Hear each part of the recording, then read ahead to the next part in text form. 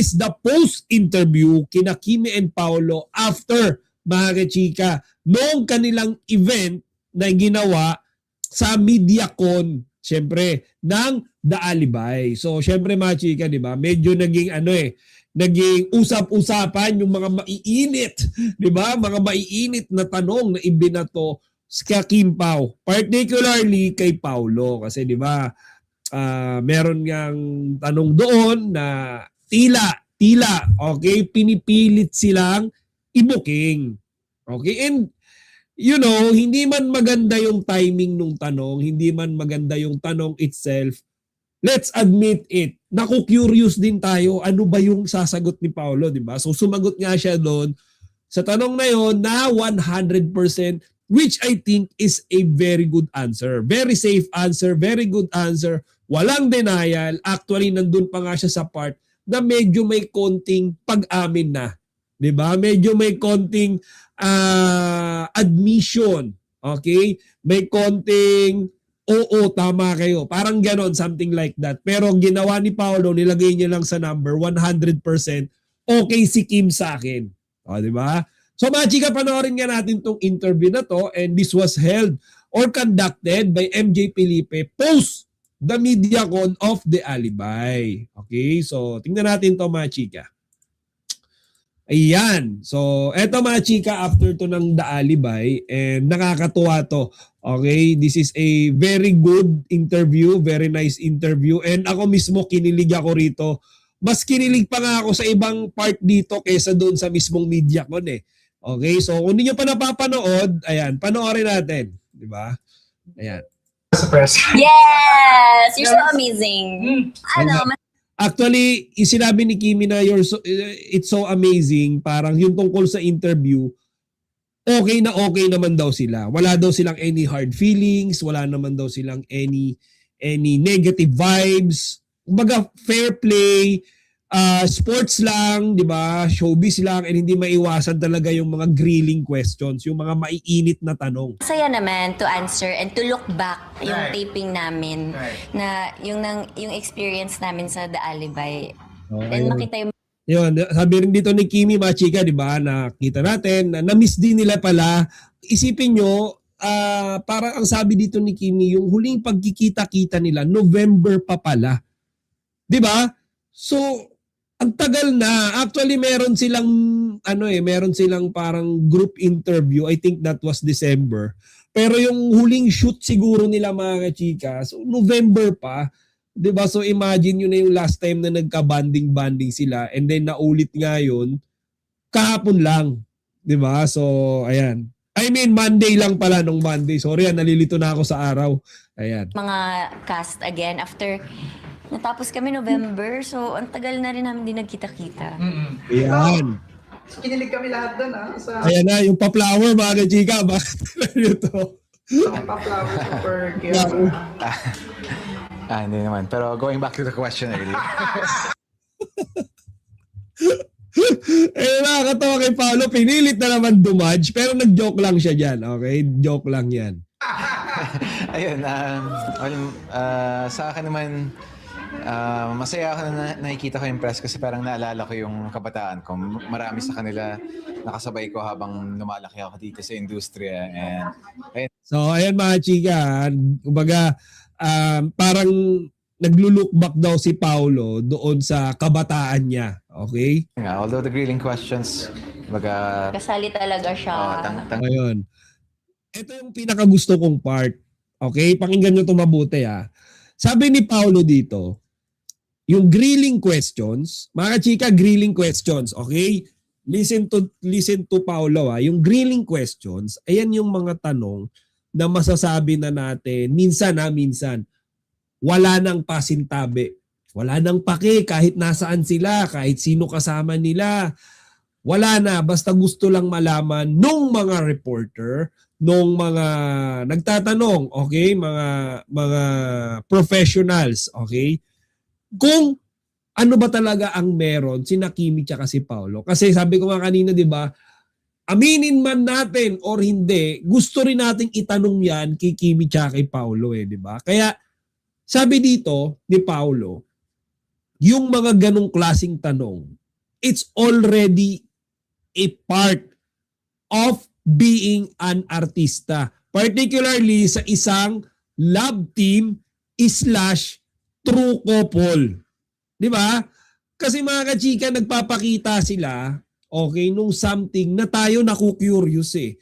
Di ba? So sila, kapag tinatanong natin, sabi nila, it's okay. It's okay. We got used to it. Nasanay na kami because kapag kayo nasa love team, kapag kayo pumasok, okay, sa iba't ibang mga movie, series, and partners kayo, talagang hindi maiiwasan yung tanong about sa relasyon nyo. Diba? Yun lang yun. Okay? And ayun nga, although the grilling questions, baga, Kasali talaga siya.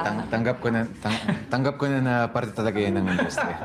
Di ba? Parte talaga yun ng industriya ng pag-aartista, particularly bilang love team. Maraming netizens ang nakapansin na tila umiiwas si Paolo Avellino sa tanong kung siya ba ang nagbigay ng bulaklak kay Kim Chiu. At natural lang na maging usap-usapan ito, lalo na sa mga fans ng tambalan nila. Sa totoo lang, may ilang posibleng dahilan kung bakit tudo iwas ang dating ng sagot niya. Una, gusto lang panatilihin ang privacy. Hindi lahat ng bagay kailangan isapubliko, lalo na kung personal. Minsan kahit simpleng gesture tulad ng pagbibigay ng bulaklak, mas gusto ng isang tao na manatiling tahimik para hindi ma-overanalyze. Strategy sa kilig factor. Sa showbiz, malaking bahagi ang mystery. Kapag hindi direktang sinasagot, mas lalong kinikilig at nag-iintriga ang fans. Nakakadagdag ito sa excitement ng supporters ng kanilang love team. Pag-iwas sa maling interpretasyon. Isang maling salita lang pwedeng gawing headline. Posibleng iniiwasan lang niya ang anumang issue o intriga na pwedeng lumaki. Para sa akin, walang namang masama kung umiwas man siya sa tanong. Mas mahalaga pa rin ang respeto sa boundaries ng bawat isa. Ang mahalaga, mukhang maayos ang samahan nila at patuloy nilang napapasaya ang mga fans, on-cam man o off-cam. Sa huli, kung siya man talaga ang nagbigay ng bulaklak o hindi, ang importante ay ang good vibes na nabibigay nila sa publiko. At aminin man natin o hindi, minsan mas nakakakilig ang mga bagay na hindi direktang sinasabi. Tungkol sa balitang tudo iwas si Paolo Avellino sa tanong kung siya ang nagbigay ng bulaklak kay Kim Chiu, para sa akin normal lang iyon sa mundo ng showbiz. Una, may karapatan silang magtira ng parte ng personal na buhay nila para sa sarili nila. Hindi dahil public figure sila ay obligasyon na nilang sagutin ang lahat ng detalye, lalo na kung tungkol ito sa isang gesture na maaaring pribado o espesyal. Pangalawa, posible ring bahagi ito ng kanilang professionalism. Kapag masyadong diretsahan ng sagot, maaaring ma-misinterpret o gawing malaking issue. Sa industriya kung saan mabilis kumalat ang balita, minsan mas safe ang maging reserved. Pangatlo, hindi ring maikakaila na ang bitin o misteryosong sagot ay lalo pang nagpapakilig sa fans. Kapag hindi klaro ang sagot, mas marami ang nag-aabang at mas tumitindi ang excitement ng supporters. Sa kabuuan, wala akong nakikitang negatibo sa pag-iwas niya sa tanong. Mas mahalaga pa rin ang respeto sa boundaries at ang magandang samahan nila. Kung ano man ang totoo, darating din naman iyon sa tamang panahon kung gugustuhin nilang ibahagi. Sa totoo lang, hindi na bago sa showbiz ang ganitong sitwasyon. Kapag may isang simpleng gesture tulad niyang pagbibigay ng bulaklak, lalo na kung konektado sa dalawang sikat na personalidad, siguradong magiging usap-usapan ito. At kapag ang sagot ay hindi direkta o tila iniiwasan, mas lalong itong nagiging interesting sa publiko. Una sa lahat, mahalagang tandaan na may karapatan pa rin sa privacy ang mga artista. Hindi dahil mahal sila ng publiko ay obligado na nilang idetalye ang bawat personal na kilos nila. Posibleng ang pagbibigay ng bulaklak, kung siya man ang nagbigay, ay isang pribadong bagay na hindi niya gustong gawing public spectacle. May mga taong mas komportable sa tahimik na gesture kaysa sa public declaration. Pangalawa, maaaring bahagi ito ng kanilang pagiging maingat. Kilala si Paolo bilang reserved at hindi basta-basta naglalabas ng personal na detalye. Sa isang industriya kung saan bawat salita ay pwedeng ma-misinterpret at gawing headline, minsan mas mabuting umiwas kaysa magsalita ng padalos-dalos. Isang maling linya lang, pwedeng magkaroon ng issue o maling haka-haka. Sa pangatlo, hindi rin nating maikakaila ang dynamics ng love team culture sa Pilipinas. Kapag may kilig moment, natural na aasahan ng fans ang konfirmasyon. Pero minsan ang hindi pagsagot ang lalong nagpapakilig sa kilig factor. Ang mystery ay nagbibigay ng excitement at patuloy na interes mula sa supporters. Sa kabilang banda, may mga fans din na gustong maging malinaw ang lahat para maiwasan ang maling interpretasyon o pag-asa. Naiintindihan din yon dahil invested sila emotionally. Pero sa huli, dapat pa ring manaig ang respeto, anuman ang tunay na estado ng relasyon nila. Sa akin, ang pinakaimportante rito ay ang professionalism at mutual respect. Kung may namamagitan man o wala, hindi dapat ito maging dahilan ng pressure o intriga. Mas maganda pa rin na hayaan silang magbahagi kung kailan sila handa at kung ano lang ang komportable silang ibahagi. Sa kabuuan, ang pag-iwas ni Paulo sa tanong ay hindi agad dapat bigyan ng negatibong kahulugan. Maaaring itong senyales ng pagiging pribado, pagiging maingat, o simpleng pagproteksyon sa isang bagay na mahalaga sa kanya.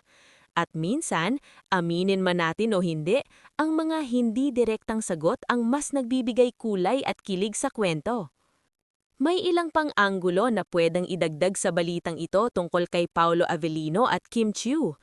Una, brand at career considerations. Pareho silang established artists.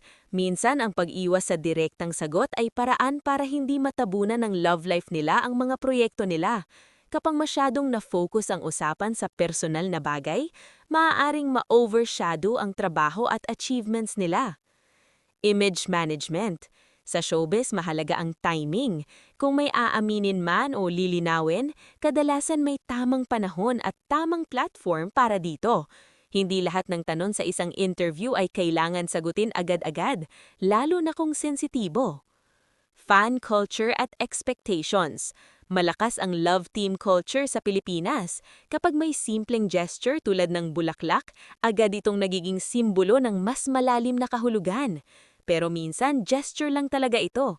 Maaaring bilang kaibigan, co-actor, o simpleng appreciation.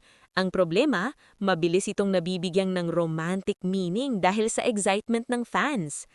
Sa kabilang banda, may mga fans din na gustong maging malinaw ang lahat para maiwasan ang maling interpretasyon o pag-asa. Naiintindihan din yon dahil invested sila emotionally. Pero sa huli, dapat pa ring manaig ang respeto, anuman ang tunay na estado ng relasyon nila. Sa akin, ang pinakaimportante rito ay ang professionalism at mutual respect. Kung may namamagitan man o wala, hindi dapat ito maging dahilan ng pressure o intriga. Mas maganda pa rin na hayaan silang magbahagi kung kailan sila handa at kung ano lang ang komportable silang ibahagi.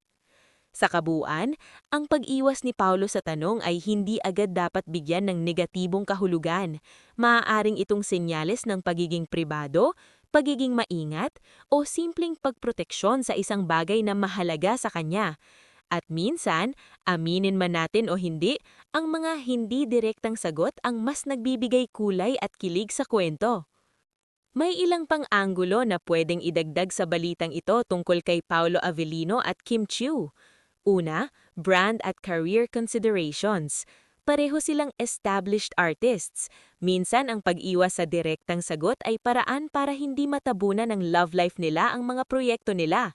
Kapag masyadong na-focus ang usapan sa personal na bagay, maaaring ma-overshadow ang trabaho at achievements nila. Image management. Sa showbiz, mahalaga ang timing. Kung may aaminin man o lilinawin, kadalasan may tamang panahon at tamang platform para dito. Hindi lahat ng tanong sa isang interview ay kailangan sagutin agad-agad, lalo na kung sensitibo. Fan culture at expectations. Malakas ang love team culture sa Pilipinas.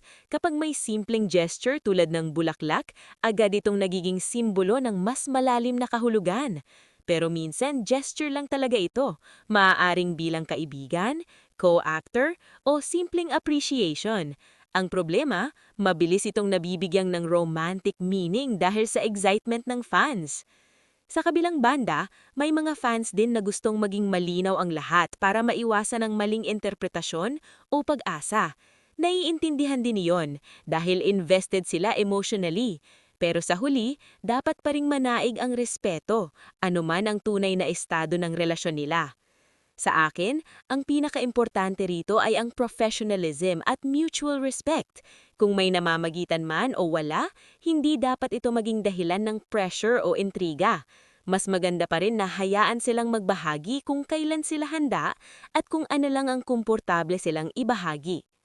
Sa kabuuan, ang pag-iwas ni Paulo sa tanong ay hindi agad dapat bigyan ng negatibong kahulugan. Maaaring itong senyales ng pagiging pribado, pagiging maingat, o simpleng pagproteksyon sa isang bagay na mahalaga sa kanya. At minsan, aminin man natin o hindi, ang mga hindi direktang sagot ang mas nagbibigay kulay at kilig sa kwento.